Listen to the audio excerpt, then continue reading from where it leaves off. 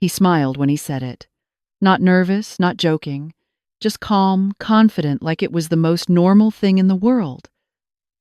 We're just friends. And just like that, in front of an entire room full of people, I went from someone important to someone disposable. But what hurt more wasn't the words. It was what came next. Because minutes later, while I was still sitting right there, he started flirting with other women like I didn't exist. Laughing louder, leaning closer, touching arms like he had already erased me from the picture. And everyone saw it. No one said a word. So I did something no one expected. I didn't argue. I didn't cry. I didn't cause a scene. I stood up, walked to the counter, paid my share like a stranger, and left without looking back. Because what he didn't know was that I had already made a decision that would change everything by the time he came home. The next morning he showed up drunk, thinking he could just walk back into my life like nothing happened. But when he reached for the door, it didn't open. And what happened after that? Let's just say that was the moment he realized he had lost a lot more than just a friend. Stay with me, because by the end of this story, you'll see exactly how one quiet exit turned into the kind of revenge no one in that room could have predicted. My name is Evelyn Hart. I am 58 years old, and for the past 26 years, I have worked as a senior client coordinator for a private medical practice in Connecticut, a job that taught me how to stay calm when other people were messy. I was widowed young, rebuilt my life carefully, and by the time Damian Cross entered it, I thought I had learned the difference between charm and character. That was why his smile at the year-end party cut deeper than it should have, because I had spent the better part of 3 years convincing myself that what stood between us was caution, not dishonesty. After he said we're just friends and left me standing there like a stranger in heels and a velvet coat, I did the only thing that felt dignified. I walked to the bar, asked for the check for my wine, and the little crab cakes I had barely touched, signed my name with a hand so steady it surprised even me, and left without looking back. The cold hit me the second I stepped outside, sharp enough to wake me from the days I had been holding together inside that ballroom. It was one of those expensive holiday events where everything glows a little too warmly to be real, where women wear silk and men laugh louder than necessary, and every table looks like it was arranged by someone who has never had to scrub a pan in their life. Damian loved rooms like that. He knew how to move through them with that smooth, easy confidence that made people feel chosen when he spoke to them. I had admired that about him once, standing alone on the sidewalk with my car keys in one hand and humiliation rising like heat under my skin. I realized I had probably mistaken performance for depth from the very beginning. The worst part was not that he had flirted. A man his age flirting badly would have only made him look foolish. The worst part was the way he had said those 4 words so naturally, as if he had been rehearsing them for a long time. We're just friends. No hesitation, no awkward laugh to soften it, no glance at me to see if I might shatter. Just a polished little sentence dropped into the room as neatly as a business card. And then, as though he had been handed permission by his own lie, he turned his body toward the 2 women standing beside me and began charming them in earnest. I still remember one of them touching his sleeve when she laughed. I remember the other tilting her head the way women do when they have not yet decided whether a man is harmless or dangerous. I remember the strange sensation of feeling both invisible and exposed at the same time. No one rushed to rescue me, and I did not want them to. At my age, public pity feels worse than private hurt. But I noticed a few faces change. An older man from his firm looked down into his drink. A woman I had met once before gave me a brief, tight expression that said she understood more than she planned to admit in public. Those tiny reactions stayed with me all the way to the parking garage because they told me I had not imagined the cruelty of it. I sat in my car for a full minute before turning the ignition. The dashboard clock glowed 1017. My hands rested on the steering wheel, and in the silence, I could hear the blood in my ears. I thought about the way Damian had insisted I come that night. He had called 2 days earlier telling me this party mattered, that people had been asking about me, that it was time I stopped avoiding his work crowd. He had even sounded almost tender about it, as if he finally understood I was tired of being tucked into the private corners of his life, while he kept every public door slightly ajar. I had let that mean something. That was the part that burned. If he had always kept me at a distance, I could have filed him away as another handsome coward and spared myself the rest. But over the last month, he had been different in small ways that now made my stomach turn. He had started leaving a toothbrush in the bathroom drawer instead of the medicine cabinet, like a man pretending not to settle. He had asked whether I thought my living room needed repainting in the spring. He had stood at my kitchen counter one Sunday morning, buttering toast, and said, "We've made a pretty good life here, haven't we?" I had heard the word "we" and allowed my heart to answer before my head did. The drive home took 30 minutes. I spent the first 10 in anger, the next 10 in shame, and the last 10 in something colder than either. Memory began arranging itself differently. I saw every moment I had dismissed because it was easier to be reasonable than suspicious. The times he introduced me by first name only and moved the conversation on too quickly. The times he let people assume whatever suited him and never corrected them unless it benefited him. The times he accepted the comforts of my home, my schedule, my steadiness, while keeping just enough distance to deny responsibility if he ever wanted to walk away clean. By the time I pulled into my driveway, I was no longer asking myself whether I had overreacted. I was asking a much harder question. How long had I been helping Damien look like a better man than he really was? I unlocked the front door and stepped into the kind of quiet only a well-kept house can hold. The lamp beside the sofa was still on from when I'd left. His wool scarf hung over the chair in the den. A coffee mug he had used that morning sat in the sink beside mine, as ordinary and intimate as a wedding ring. I stood there with my purse still on my shoulder, staring at the life I had so carefully arranged, and for the first time I did not see Damien as a man sharing it with me. I saw him as a man living inside something I had built and calling it nothing when it pleased him. Then my eyes moved to the small brass hook near the kitchen archway, and I saw his keys hanging there exactly where he had left them, like he already belonged here, like he would be walking back in later, without a second thought.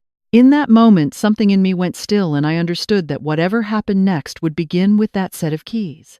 As I began pulling up the account statements and shared expenses we had accumulated over the years, I realized that what had happened at that party might have been the first time he said it out loud.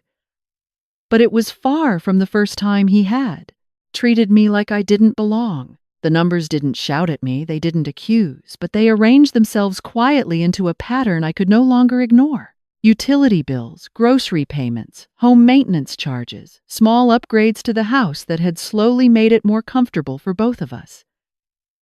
I had never kept score because I never believed I needed to. Now, I wasn't counting to win anything. I was looking to understand what I had actually been part of. I moved through the records carefully, not rushing, not letting emotion blur what I was seeing. There were months where he contributed something smaller than I remembered, often late, sometimes framed as a favor rather than a shared responsibility. There were other times where he covered a dinner out or picked up a bottle of wine and spoke about it as though it balanced everything else. It didn't. It never had. I just hadn't been interested in measuring the imbalance before. More unsettling than the money itself was the way he had positioned it. In conversation with friends or acquaintances, he had a way of speaking that suggested equality. Not directly, not in a way that could be quoted back to him, but enough to shape perception. He would say things like, "We decided," or "We handled it," or "Our place needed it," letting people assume the structure beneath those words matched the tone. Sitting there in my kitchen with the paperwork laid out in front of me, I understood that what he contributed most consistently was the impression of partnership, not the reality of it. I opened another folder, one I rarely checked, where older documents were stored. That was where I noticed something I hadn't paid attention to before. His name appeared in places it shouldn't have, not as an owner, not even as a co-signer, but as a contact, a reference, sometimes using my address as if it were simply his by default. Mail confirmations, subscription records, even a few pieces of correspondence tied to things he had described as temporary. It wasn't illegal, not exactly, but it told a story I had never stopped to read. He had been using the stability of my home as a foundation for his own presentation without ever acknowledging what that foundation was. I leaned back in my chair and closed my eyes for a moment, letting that settle. It wasn't anger that rose up this time. It was something closer to clarity. The party had exposed the way he spoke about me in public. This was showing me how he had lived inside my life, in private. My phone buzzed again on the counter. I glanced at it without picking it up. The messages had shifted overnight. The early ones had been defensive, quick explanations, irritation wrapped in charm. Now the tone was different. Apologies, but uneven ones. I didn't mean it like that. You know how those situations are. You're taking it too far. Each message tried to pull me back into a conversation where he could reshape the meaning of what happened. I didn't respond. I wasn't interested in returning to a version of events that depended on me doubting my own judgment. By mid-morning, I needed to step away from the kitchen. I made myself a cup of coffee and carried it into the living room, sitting in the chair by the window. The street outside was quiet, the kind of ordinary weekday stillness that usually comforted me. Today, it felt like distance, like I was watching my own life from a few steps removed. I reached for my phone and scrolled past Damien's messages, stopping on Lorraine's name. I hesitated for only a second before calling her. She answered on the second ring, her voice steady, as if she had already expected to hear from me. "I left," I said simply. "I know," she replied. "I heard." There was no surprise in her tone, no rush to fill the silence. That was one of the reasons I trusted her. She didn't crowd a moment that needed space. "He said we were just friends," I continued the words, sounding different now, that they were out of the room where they had first been spoken. "And you believed him," she said, not unkindly. I let out a breath I hadn't realized I was holding. "I think he's been saying that for a long time," I said, just not where I could hear it. Lorraine didn't respond immediately. When she did, her voice was measured. "Then this isn't about one sentence," she said. "It's about a pattern you're finally seeing." I looked down at the stack of papers on the coffee table. "He's been living here like it's his," I said, "but talking about me like I'm optional."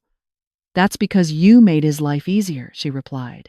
"And he never had to prove he deserved it." The simplicity of that hit harder than anything else. Not because it was cruel, but because it was precise. "I changed the locks," I said after a moment. "I figured you might," she answered. Good. There was no hesitation in her approval, no suggestion that I had acted too quickly. Just a quiet acknowledgement that I had drawn a line. "I'm going through everything now," I added. "Accounts, records. I want to know exactly where things stand." "That's the right place to start," she said. "Facts don't argue back." We spoke a little longer, not about revenge, not about what I should do next, but about keeping things clear, grounded, and contained. When I hung up, I felt steadier, not because anything had been solved, but because I knew I wasn't looking at this alone or through the wrong lens. I returned to the kitchen, sat down again, and pulled another set of documents toward me. This time, I wasn't just reviewing them. I was organizing them, separating what belonged to me from what had been blurred together over time. And as I worked, one thought kept circling back sharper each time it returned. If this was how he handled the parts of my life that were easiest to see, then there were likely things I hadn't uncovered yet, details that would explain even more about the version of our relationship he had been presenting to everyone else. As I worked, one thought kept circling back sharper each time it returned. If this was how he handled the parts of my life that were easiest to see, then there were likely things I hadn't uncovered yet, details that would explain even more about the version of our relationship he had been presenting to everyone else.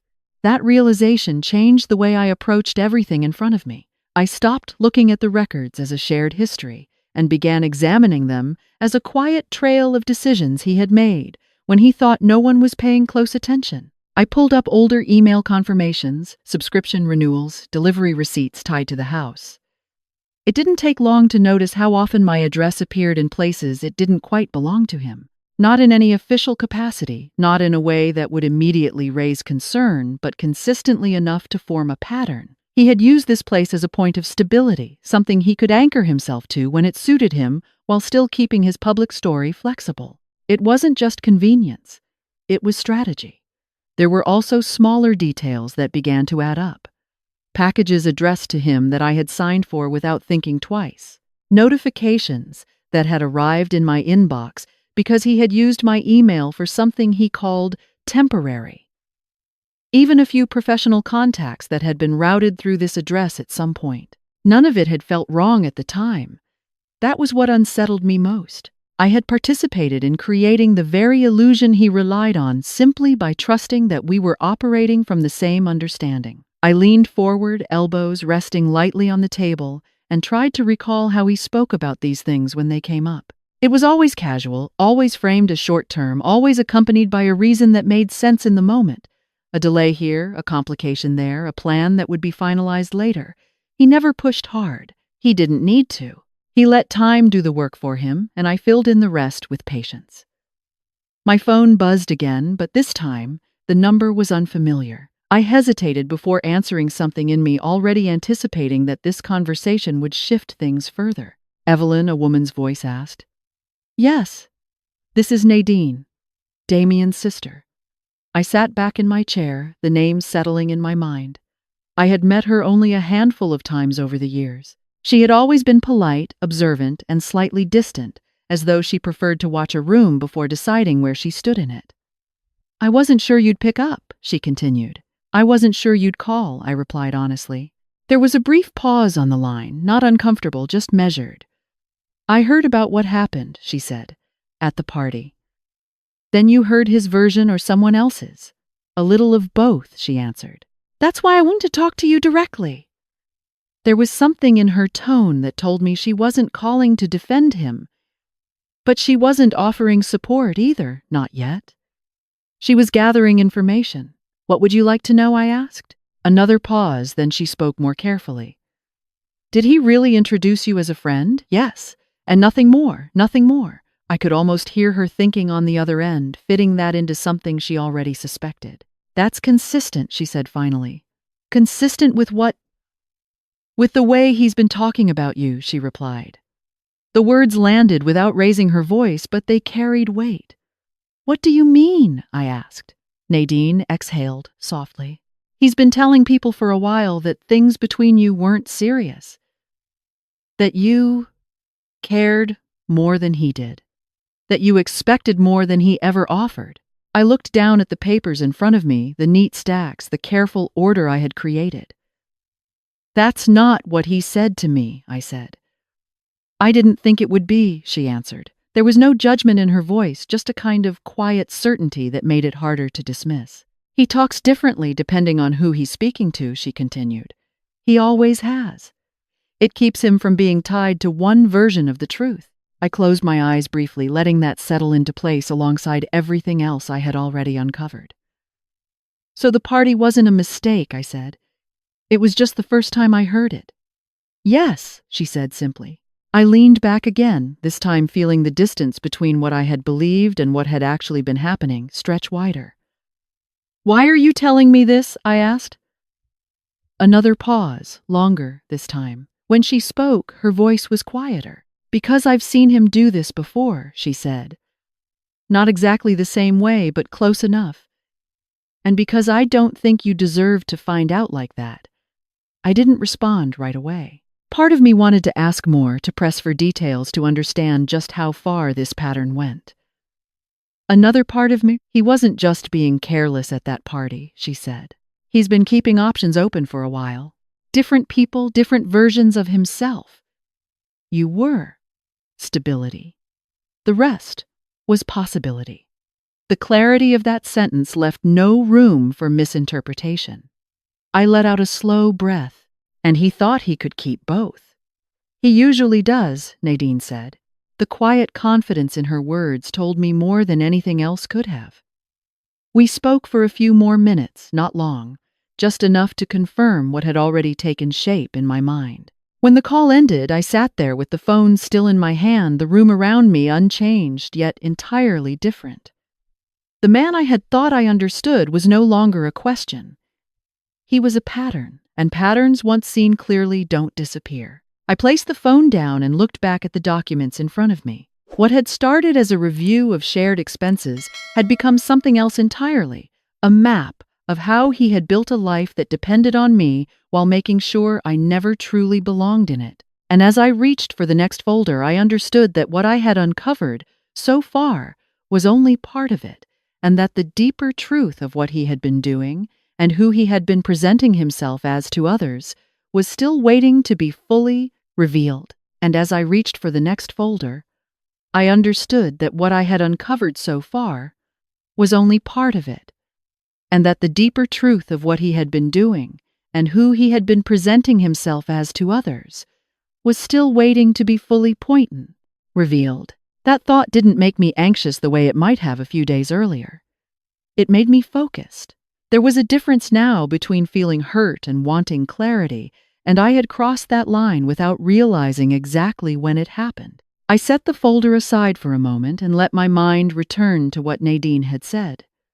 Not just the words themselves, but the way she said them, as if she had been watching this pattern unfold long before I had recognized it. That kind of awareness doesn't come from one or two incidents. It comes from repetition. From seeing the same behavior play out under slightly different circumstances, until it stops looking like coincidence and starts looking like design. I stood up and walked slowly through the house, not out of restlessness, but because I needed to see it again with new eyes. The living room, the kitchen, the hallway where his jacket used to hang. The small details that once felt shared now appeared carefully arranged around a center that had never truly included him in the way I believed. He had fit into my life without ever committing to it, and I had allowed that fit to feel like something mutual. Back in the kitchen, I opened another set of messages, this time older ones, not to revisit conversations, but to observe language. It was a habit from years of working with patients and families, learning to notice what people say and what they avoid saying. Damien had a way of speaking that now felt unmistakable. He rarely defined anything directly. He suggested, implied, softened. He let things hover just long enough for the other person to complete the meaning for him. There were messages where he referred to being here a lot, never saying he lived here. Messages about figuring things out later without naming what those things were. Even moments that once felt intimate now carried a different tone. When he said we, it was often attached to something immediate and convenient, never to something that required commitment beyond the moment. I sat down again, my fingers resting lightly on the edge of the table, and considered what that meant outside the walls of this house. If this was how he spoke to me, the person he spent the most time with, then the version of himself he presented to others must have been even more carefully constructed. Nadine had already confirmed that. He wasn't just inconsistent. He was deliberate. My thoughts returned to the party, but not to the moment itself. To the room, the people in it, the way conversations moved and aligned. I remembered how easily he shifted his tone depending on who he was speaking to, how quickly he adapted his posture, his expressions, even the rhythm of his voice. It had always seemed like confidence. Now it looked like control. And then something else came into focus, something I had overlooked in the moment because I had been too focused on my own reaction. The women he had been speaking to that night had not seemed surprised by his introduction. Curious perhaps, but not confused. As if the idea that he was unattached, or at least not seriously involved, had already been established before I ever walked into that room. That realization settled slowly but firmly. He hadn't just minimized me in that moment. He had been preparing that version of himself in advance. I reached for my phone again, scrolling through my contacts until I found the name of a woman I had met briefly at one of his earlier events. I hesitated, not because I doubted what I would hear, but because I understood what it might confirm. In the end, I didn't call. I didn't need to. The pattern was already clear enough. Instead, I opened a new folder on my laptop and began organizing what I had. Messages, records, dates, anything that showed consistency rather than isolated incidents. I wasn't building a case in the legal sense, not yet. I was building a clear picture of reality, something that couldn't be easily dismissed or reshaped. As I worked, a shift in my thinking became more defined. I was no longer interested in whether Damien would admit any of this. That question had lost its relevance. What mattered now was understanding the full scope of what had been happening, not to confront him in anger, but to make sure that whatever came next was grounded in truth. Lorraine's words echoed in the back of my mind. Facts don't argue back. They don't defend themselves, they don't persuade, they simply exist. And once they are laid out clearly enough, they have a way of speaking on their own. I thought about the people in that room at the party, the ones who had seen the moment unfold, the ones who had already formed impressions based on what they had been told before. Their understanding of Damien wasn't built on one conversation. It was built over time, shaped by the version of himself he chose to show them. That meant something important. It meant that if the truth were ever to reach them, it wouldn't need to be dramatic. It would only need to be precise. I closed the laptop for a moment and rested my hands on the table, letting that thought settle fully. This wasn't about proving him wrong in a loud or public way. It was about removing the space he had created between who he was and who people believed him to be. And for the first time since that night, I felt something steady take its place. Not anger, not hurt, but a quiet sense of direction. If Damien had spent years shaping a version of the truth that worked in his favor, then the only real response was not to argue with it, but to let the actual truth stand, where it could no longer be ignored by the people who mattered most. If Damien had spent years shaping a version of the truth that worked in his favor, then the only real response was not to argue with it, but to let the actual truth stand, where it could no longer be ignored by the people who mattered most. That realization did not push me into action immediately. Instead, it slowed me down. I understood that anything rushed would give him room to twist it, to call it emotional, to dismiss it as reaction rather than fact. So I did something I hadn't done at the beginning of this situation.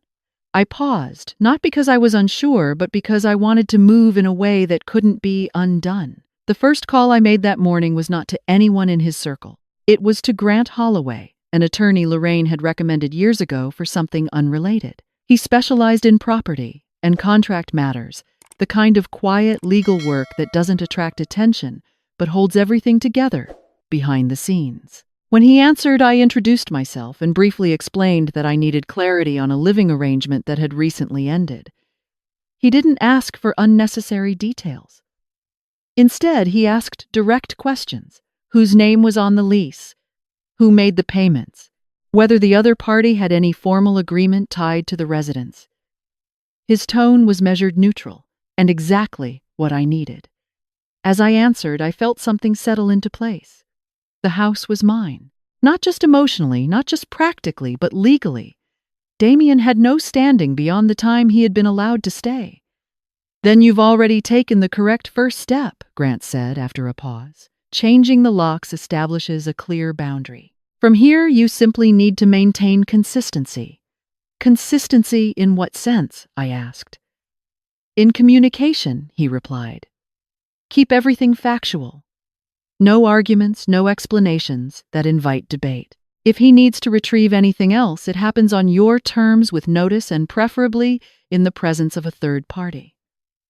I thanked him, and before ending the call, I asked one more question. If he's been using my address for things that aren't directly tied to me, is that something I need to address? It depends on the extent, Grant said.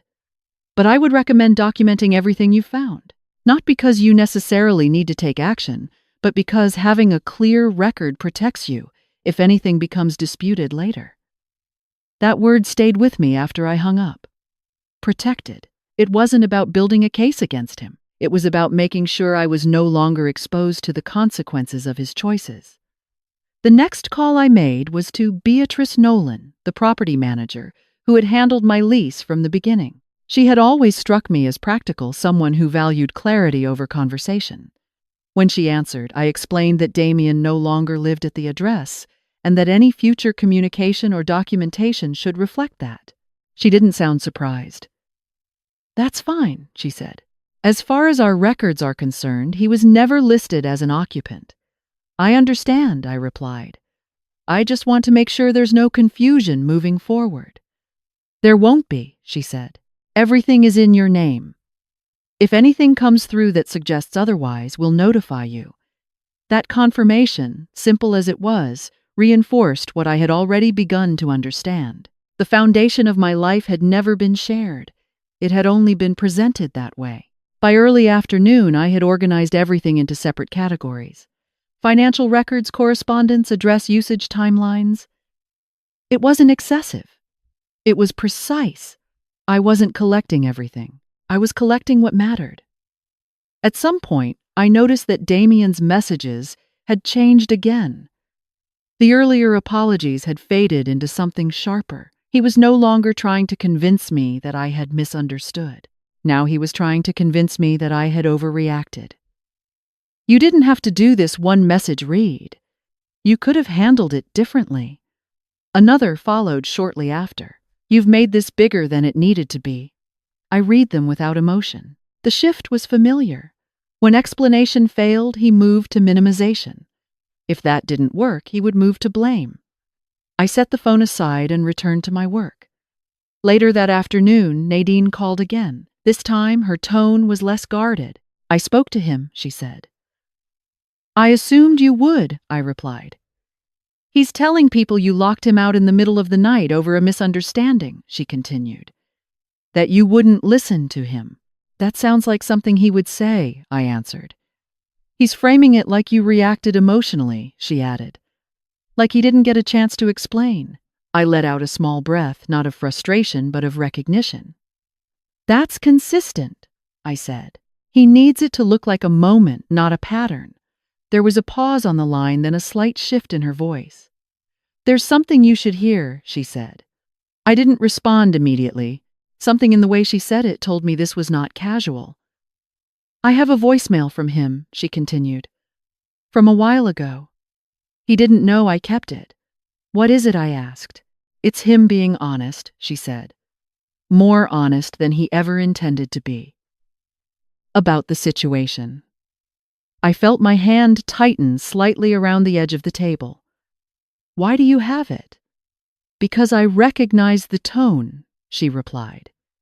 "And I had a feeling it might matter one day." There was no drama in her voice, no attempt to make it sound more important than it was. That made it carry more weight. "Can you send it to me?" I asked. "Yes," she said, "but I think you should be prepared before you listen to it." "I am," I answered, though I wasn't entirely sure what that meant yet. After we ended the call, I sat there for a moment, the room quiet around me, the work I had been doing now intersecting with something more personal. Up to this point, everything I had uncovered had been based on patterns, on interpretation, on connecting details. This would be different. This would be his own voice. And as I waited for the message to come through, I understood that whatever was in that recording would not just confirm what I suspected, it would define exactly how far he had gone in shaping a version of me that had never truly existed. And as I waited for the message to come through, I understood that whatever was in that recording would not just confirm what I suspected, it would define exactly how far he had gone in shaping a version of me that had never truly existed. When the notification finally appeared, I didn't open it right away. I let it sit there for a moment, my phone resting on the table, as if giving myself one last chance to remain where things were still partially unspoken. Then I picked it up, pressed play, and listened. His voice came through, clearly relaxed in a way I had rarely heard when he was speaking to me.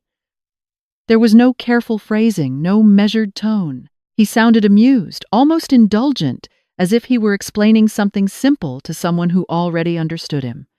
"I mean, she's great for stability," he said, a faint chuckle following the words. "Everything's organized, everything runs smooth. I don't have to think about the heavy stuff when I'm there." There was a pause, then his voice again lower, this time more casual. "But I'm not locking myself into anything. I keep things open. You never know who you're going to meet, what opportunities come up. I'm not going to close doors just because it's comfortable." The recording ended shortly after that, without any dramatic conclusion, without any awareness on his part that those words might ever be heard again. I sat there, the phone still in my hand, letting the silence that followed settle into something solid. There was no confusion left, no room to reinterpret, no possibility that I had misunderstood his intentions or misread his behavior. He had said exactly what he believed in a voice that didn't need to protect itself. That was who he was when he thought there were no consequences. I placed the phone down carefully and leaned back in my chair. The anger I might have expected didn't come. Instead, there was a kind of stillness, as if everything had finally aligned into a shape I could see clearly from every angle. It wasn't that the recording had changed anything. It was that it removed the last excuse I had been holding on to without realizing it. Later that evening, Lorraine came by. She didn't ask many questions when she walked in. She took one look at me at the way I was sitting and knew something had shifted. "You heard it," she said. I nodded, and she asked. "He meant it," I replied, simply. She sat down across from me, her expression steady. "That helps," she said. I gave a small, almost humorless smile. "It does." We talked for a while, not about what he had done, but about what came next. Lorraine didn't push for action. She didn't suggest confrontation or escalation. Instead, she focused on placement. "If his whole life runs on how people see him," she said, "then the only thing that matters is where the truth shows up." I understood what she meant immediately. This wasn't about sending the recording to everyone he knew, or turning it into something loud and messy. That would give him space to deflect, to claim it was taken out of context to create another version that suited him. "It has to be the right people," I said. "And the right moment," she added. I nodded slowly. There was an event coming up, one I had heard him mention more than once over the past few weeks. A professional gathering early in the new year where connections were made and reputations quietly reinforced. He had spoken about it with a certain level of importance, not in detail, but enough to make it clear that it mattered. "He'll be there," I said. Lorraine met my gaze. "Then that's where it belongs." The idea settled into place not as a plan driven by emotion, but as a natural continuation of everything that had already unfolded. I wasn't creating an opportunity, I was recognizing one. Over the next couple of days, I didn't rush to act. I prepared in small, deliberate ways. I reviewed the recording again, not to relive it, but to understand exactly what it conveyed without needing explanation. I organized the documents I had already gathered, not to overwhelm anyone with information, but to ensure that if questions arose, there would be clear, simple answers. I also paid attention to the messages that continued to come from Damien. They had settled into a pattern now, alternating between frustration and forced calm. He spoke about fixing things, about misunderstanding, about how none of this needed to go any further. There was no acknowledgement of what he had actually said or done, only an urgency to contain it. That told me everything I needed to know about how he would respond if given the chance. He wouldn't address the truth. He would try to manage it. On the morning of the event, I got ready without hesitation. There was no dramatic moment, no second guessing. I chose my clothes carefully, not to impress, but to reflect exactly who I was, composed, grounded, and no longer uncertain. When I arrived, the room felt familiar in a way that had nothing to do with comfort. It was another space, built on appearances, on quiet negotiations, on people presenting the best version of themselves to those who mattered. Damien was already there, moving through the crowd with the same ease I had seen so many times before. But something was different now. I wasn't watching him the way I used to. I wasn't trying to understand him or anticipate his behavior. I was simply observing with the knowledge of who he was beneath all of it. He saw me not long after I walked in. I recognized the moment immediately, the brief pause in his movement, the slight shift in his expression before he recovered. He approached quickly, his voice low when he spoke. "What are you doing here?" he asked. "I was invited," I replied. "We need to talk," he said, his tone controlled but urgent. "There's nothing to discuss," I answered calmly. He glanced around, his focus flickering between me and the people nearby. "Not here," he said. "This isn't the place." I met his gaze without raising my voice. "You chose the place when you decided who I was in rooms like this." Then he leaned in slightly, lowering his voice further. "Don't do this," he said. I didn't answer him. Instead, I turned my attention back to the room, to the conversations unfolding around us, to the people who had come here, expecting clarity, not performance. And as the evening began to move forward, I understood that what would happen next would not come from anything I forced, but from the simple fact that the version of him standing in that room could no longer hold up against the truth that was about to reach it. And as the evening began to move forward, I understood that what would happen next would not come from anything I forced, but from the simple fact that the version of him standing in that room could no longer hold up against the truth that was about to reach it. I didn't follow him when he stepped away, and I didn't seek out anyone to explain myself. I moved through the room as I normally would, speaking when spoken to, listening more than I talked, allowing the space to unfold without trying to control it. It didn't take long before the first shift happened. A man Damien had introduced me to months earlier approached his expression polite but curious. He greeted me by name and asked how long I had been in the area. The question itself was ordinary, but the tone carried something else, a quiet attempt to place me in a context he wasn't entirely sure of. "I've lived here for years," I said. "With Damien?" he asked almost casually. I held his gaze without hesitation. "He spent time at my home," I replied, keeping my voice even. "But we don't share anything formal." The man nodded slowly, processing that. That's not quite how he described it before he said more to himself than to me. "I imagine it depends on when you asked him," I answered. He gave a small, thoughtful nod and moved on, but the conversation didn't disappear. It shifted, passed quietly from one person to another, not as gossip, but as a series of small inconsistencies that no longer fit together as neatly as they once had. I saw it again a few minutes later when one of the women from the year-end party approached me. Her smile was polite, but there was a flicker of recognition in her eyes. "We met briefly last month," she said. "I remember," I replied. She hesitated for a moment before continuing. "I had the impression you and Damien were more than friends." I met her gaze calmly. "So did I said. There was no accusation in my tone, no need for it. The simplicity of the answer did more than any explanation could have. She nodded slowly, her expression tightening just slightly, as if she were revisiting her own interaction with him through a different lens. "That's interesting," she said quietly, before excusing herself. Across the room, I could see Damien adjusting his position, moving more carefully now, his confidence no longer as fluid as it had been earlier. He was watching the room, not just participating in it. That was the first visible crack. A short while later, Nadine arrived. She didn't make a scene or draw attention to herself. She simply joined a small group where Damien was already speaking her presence, subtle but deliberate. I stayed where I was not because I was avoiding anything, but because I understood that proximity was no longer necessary. I didn't hear the exact moment the recording was shared, but I saw the reaction. It was not dramatic. No raised voices, no sudden confrontation. It was quieter than that, which made it far more effective. One person's expression changed, then another's. A conversation slowed, then stopped. A phone was lowered, and the look that followed was not confusion, but recognition. Damien's posture shifted almost immediately. The ease in his shoulders disappeared, replaced by something tighter, more controlled. He spoke, but his words no longer carried the same weight. I couldn't hear what he was saying, but I didn't need to. The room was no longer responding to him in the same way. A man standing beside him, someone I recognized as a senior figure in his field, said something I couldn't fully catch, but I saw the way Damien reacted. The slight hesitation, the attempt to recover. It was subtle but unmistakable.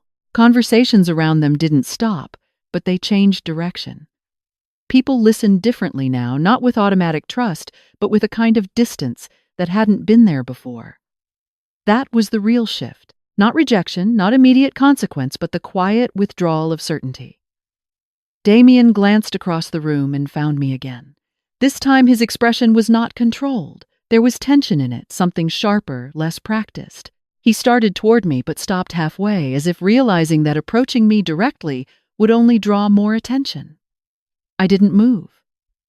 I didn't react. I simply stood where I was, part of the same room, no longer defined by how he chose to describe me within it. A few minutes later, the man who had spoken to him earlier stepped away, his demeanor unchanged, but his attention clearly redirected elsewhere. Others followed, not abruptly, not in a way that could be called obvious, but enough to leave a subtle gap, where Damien had been standing at the center of the conversation.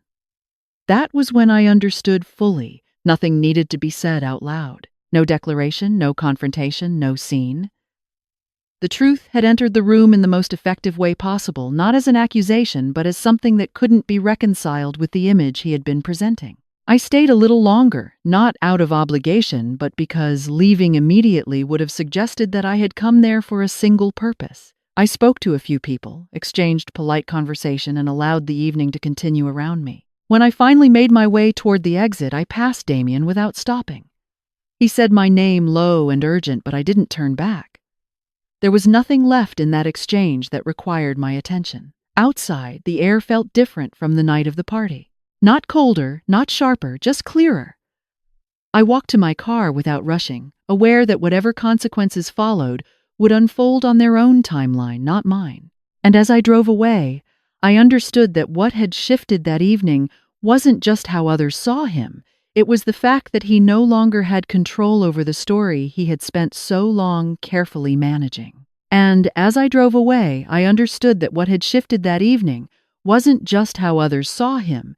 It was the fact that he no longer had control over the story he had spent so long carefully managing. The road ahead of me was quiet, the streetlights stretching out in a steady line, and for the first time since that night at the party, I wasn't replaying anything in my mind. There was nothing left to analyze, nothing left to question. What needed to be seen had been seen, and I didn't need to stay and watch the aftermath unfold.